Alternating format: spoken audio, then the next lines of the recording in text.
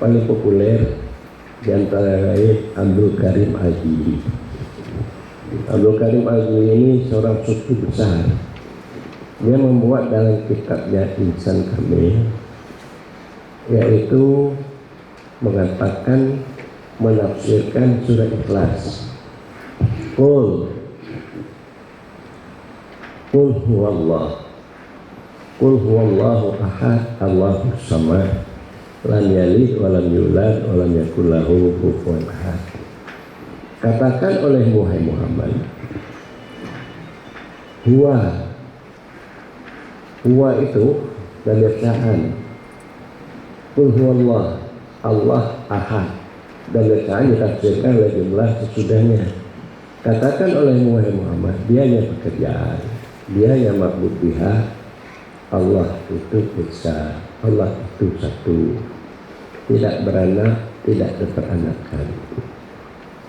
Jadi menafsirkan huwa itu dan bacaan, jumlah sesudahnya itu tafsirnya, maknanya katakan oleh Muhammad, sungguhnya yang disembah itu adalah Allah itu esa. Itu untuk akidah, keimanan. Karena sesuai dengan asbabun nuzul dalam tafsir, orang bertanya Yahudi, bagaimana Tuhanmu Muhammad? Pada dari emas, pada dari perak? Maka Muhammad mengatakan bahwa Allah itu esa. Jadi oleh Abdul Karim Al-Jili, yaitu menafsirkan bahwa huwa itu kembali kepada Muhammad, kepada anta.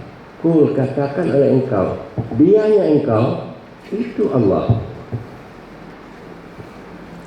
Makanya Abdul Karim Al-Jili ini orang sufi. Dia membicarakan hakikat. Dianya itu Muhammad, dianya engkau, hakikatnya adalah Allah. Hakikat wujudnya Muhammad itu Allah. Hakikat wujudnya, perbuatannya, hakikat wujud perbuatannya dari Allah. Hakikat sifatnya, berkemauan seperti kita. Jangan dia Muhammad, kita juga. Hakikat kemauan kita juga dari sifat Allah. Dan juga keberadaan kita, hakikat keberadaan dari Allah. Jadi menafsirkan huwa itu kembali kepada anta, dianya engkau Muhammad, itu adalah tafsir isyari, tafsir orang saleh yang berjalan kepada Allah, yang hanya Allah, yang lainnya tidak ada. Jadi inilah maksudnya kita harus paham bagi umat Islam kedua tafsir ini, syariat dan hakikat. Akidah ini syariat, jadi mengembalikan ya, hakikat mengembalikan kepada Muhammad. Huwa itu hakikat. Jadi syariat dan syariat harus seimbang.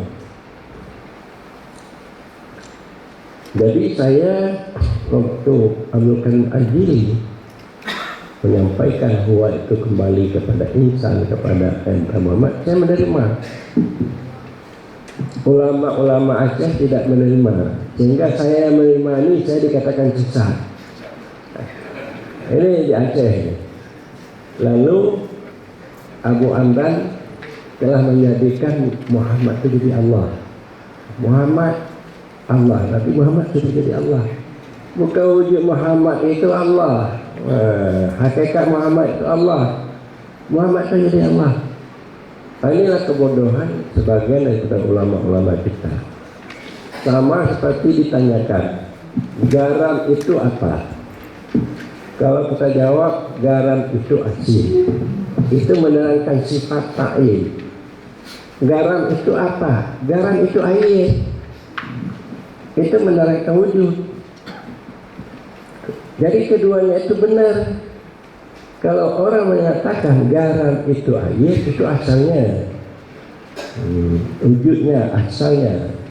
Nama Muhammad itu asalnya dari Allah.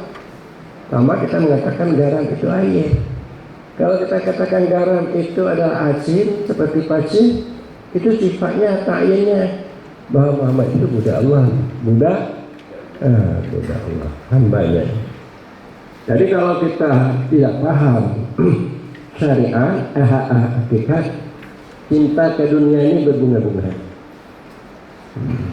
Cinta. Jadi orang yang dia itu tahu syariat tidak hakikat, orang itu fasik. Orang tahu hakikat tidak syariat, orang itu jelek. Jadi keduanya harus keseimbangan. Keseimbangan syariat kita tahu untuk kita berkhidmat kepada Allah, kita harus bersyariat. Kalau tidak, kita tidak bisa berkhidmat kepada Allah. Kita harus tahu perintah, larangan, dan kita harus yakin Allah itu Tuhan kita, supaya kita dapat berkhidmat, berakidah. Jadi kita harus berhakikat supaya kita bisa berjinak-jinak dengan Allah. Berjinak-jinak dengan Allah, rindu kita dengan Allah, sehingga lupa kita pada selain Allah. Disitulah yang meneteskan air mata.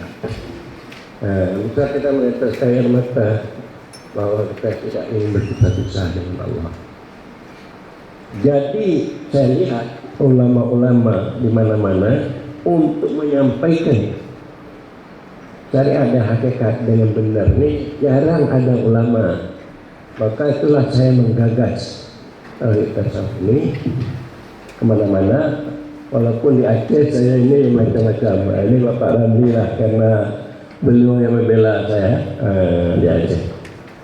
Karena yang menuding ini, yang menyalahkan saya bukan orang lain, abang-abang saya, adik-adik saya, mereka itu profesor tamat Mesir, macam jabatan-jabatan. Jadi ulama lain membenarkan karena dia lebih alim, dia di luar negeri, dia profesor.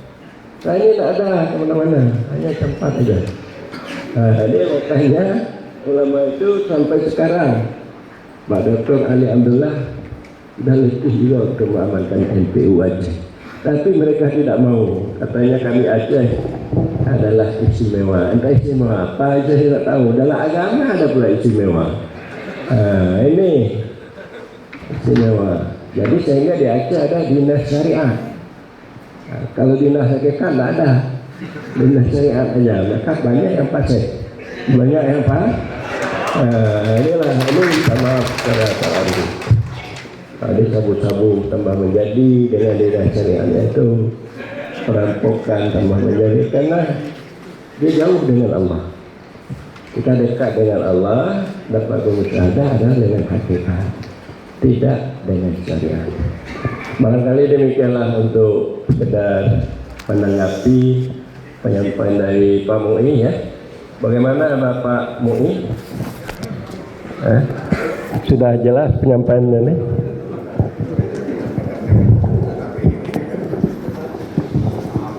Ya, karena kita minta penjelasannya sudah jelas.